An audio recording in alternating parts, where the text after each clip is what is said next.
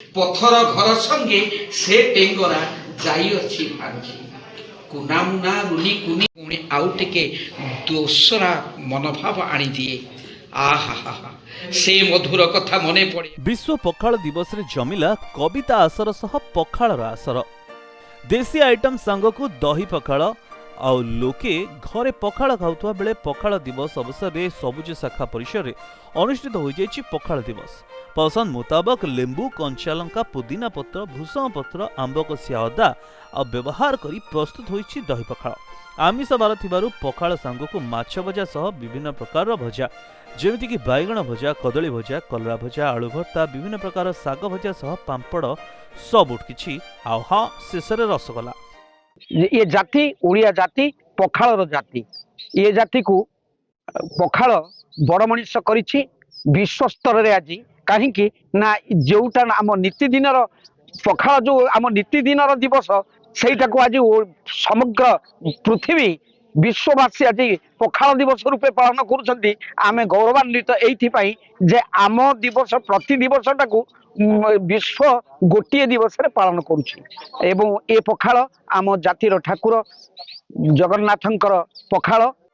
पखाल दिवस को आहुरी आनंदित करिथिला स्थानीय अंचल शिक्षाविद कवि शिक्षयित्री मानकु नै पुरी जिला अस्तरंग सबुज शाखा परिसर रे थिबा कवितार आसर। खरा दिने पखाल चाहिदा अधिक थिबारु गाँ गहली रे भी एहार चाहिदा रहे।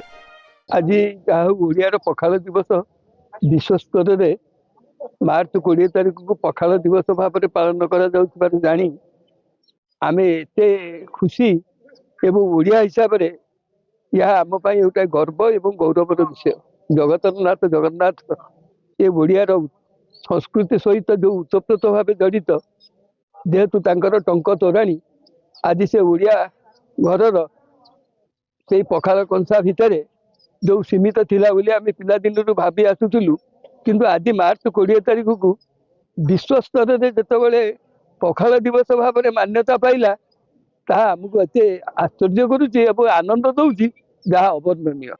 गाँ रे गरीब लोकंक खाद्य पखाल एही भ्रांत धारणा को दूर करिछि सहरवासी पखाल प्रेस आ पखाल प्रेम। सहर चाकचक्य देशी विदेशी खाद्यपेय भितर लोक एवं खोजुछंती पखाल पखाल आउ पखाल को। जी आमर सबुज शाखा प्रांगण में सबुज शाखा एवं संवाद साहित्यकर अस्तरंग आनुकूल्य रे जो विश्व पखाल दिवस आम पालन करूँ। आम आज ये पखाल दिवस रे गोटे बार्ता देवाक चाहिए जो आज कार्यक्रम रे आपन देखिथिबे जे ओडियार प्रत्येक जो पखाल संगे जो सब सामग्री से समस्त सामग्री करने को आम चेष्टा करूँ केते सफल होइछि तो आपण माने कहिबे। एवं आम ये गोटे बार्ता दौचु जे आज पखाल दिवस माध्यम रे जे आमर ये परंपरा जो विलुप्त परंपरा या बजाय रहू या जेहेतु आज विश्व रे आज जोटी कोण अनुकोण ओडिया माने अछंती ये पखाल दिवस पालन करथिबारु हमरे जे सबुज शाखा और संवाद साहित्य घर तरफ एक गोटे मेसेज दौचु जे आम समस्त आम परंपरा को बंचाई रखिबा एवं पखाल घरे घरे करिबा। अस्तरंगरु मानसी बेहरांक रिपोर्ट प्रदीप टीवी।